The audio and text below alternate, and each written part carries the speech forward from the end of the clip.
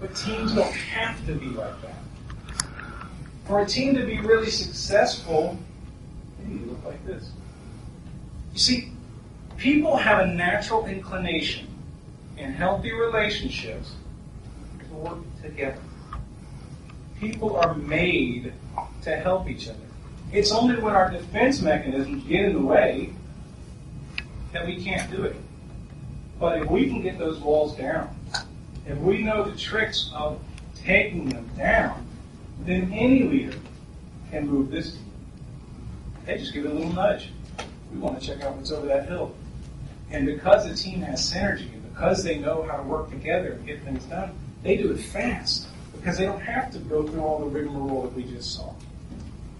They're able to accomplish that quickly and then move on to the next thing, and the next thing, and the next thing, because they can work together. So the question becomes, how do you get rid of the walls? I'm going to get psychological on you for a little bit. All right? We all have needs. We're familiar with our basic needs, right? We need food, water, clothing, security, shelter. We need these things in order to survive and be healthy. And we know how to get them. We come to work, we make some money, we spend it, we buy these things. And we want more of them, we work more. Or we get a better paying job. I'm here to tell you that there's a need that you don't really pay much attention to, and it's the need for significance. It's the need to feel important. See, importance is not something that you can get on your own very easily. Right? You can't buy it. It's like Can't Buy Me Love by the Beatles. You can't buy me significance.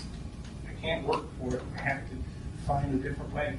People search for it throughout their entire lives, and they don't even know it. You have bullies. They get their significance by taking it from others. You have storytellers who tell these elaborate lies, and they feel important because of all the oohs and ahs they get. You have pity-seeking, pathetic people who get their importance from sympathy.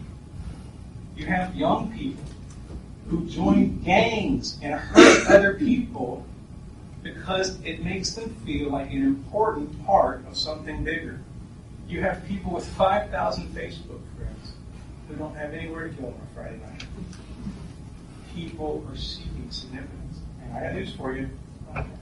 Every person in a room has the same need. Every person in a room, including myself, has a need to feel significant. If you want to get people to drop their walls that we talked about earlier and facilitate a real team that can move around in an agile fashion quickly, you need to make people feel like a somebody. You need to make the people around you feel special, to feel like they're important. And you can't fake it.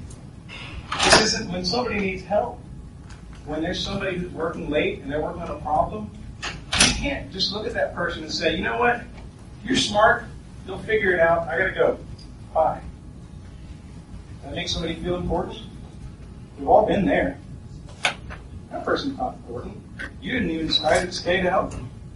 If that was the new CEO, he's kind of important. Probably sit down with him, wouldn't you? See, that's how we need to think of each other. Everybody in the room truly is important to the team.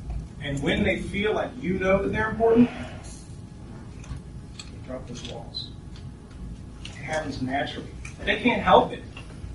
When people feel like you value them, you become irresistible. And you're able to accomplish so much more together with that person than you could if you let that wall up. So how do you do it? Oh, that's my math test. Hold on. I'm getting there. It's a fundamental change in the way that we think. So now I want to show you my math test. I'll give an example. I did this earlier. 6 pretty simple questions. How did I do? Where? Ah, you're right. 4 plus 4 equals 8, doesn't it? You know what? You must be analytical. How many analytical people do we have in the room? Pretty smart, right? You know, the thing about being analytical and the thing about what you just saw? We're instantly attracted to the negative, aren't we? We immediately identify what's wrong. We immediately find what stands out. If I had 5 wrong questions and 1 right question on the board, you know what you would have said? You got 5 wrong. You wouldn't have said you have 1 right. I remember coming home from school and they would a report card. It looked something like this. A, D, A. And I remember what my father said.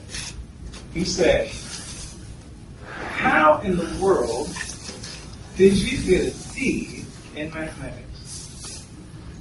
That is unacceptable. Mention the A's?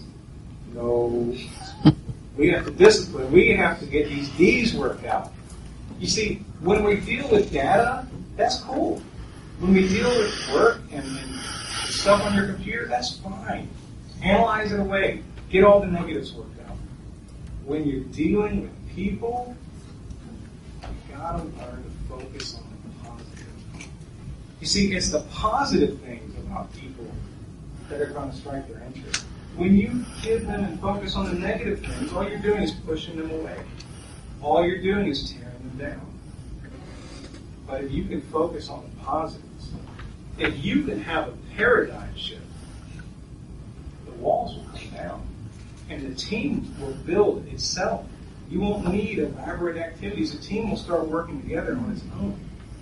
Simply by focusing on the positive, you've got to stop tearing them down and start building them up.